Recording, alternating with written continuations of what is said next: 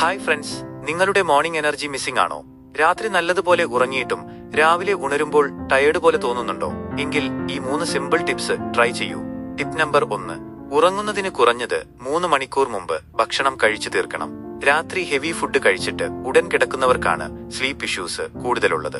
ഭക്ഷണം കഴിച്ച ഉടൻ കിടക്കുന്നത് ശരീരത്തിന് ബുദ്ധിമുട്ടാണ്. വയറ് ലഘുവായിരിക്കുന്നുവെങ്കിൽ മെലറ്റോണിൻ എന്ന ഉറക്ക ഹോർമോൺ ശരിയായി പ്രവർത്തിക്കും. അതുവഴി ഉറക്കം നന്നാവുകയും ചെയ്യും. ടിപ്പ് നമ്പർ 2: കിടക്കയിൽ സ്ക്രീൻ ഉപയോഗം ഒഴിവാക്കണം.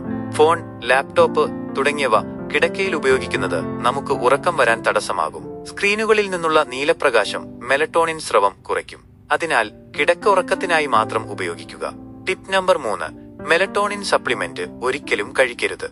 ഇത് ഹെൽപ്ഫുള്ളായി തോന്നിയാലും ദീർഘകാലം ഉപയോഗിച്ചാൽ നേത്രപ്രശ്നങ്ങളും ശരീരത്തിന്റെ പ്രകൃതിദത്ത ഉറക്ക ജാഗ്രത ചക്രം തകരാറിലാകാനും സാധ്യതയുണ്ട്.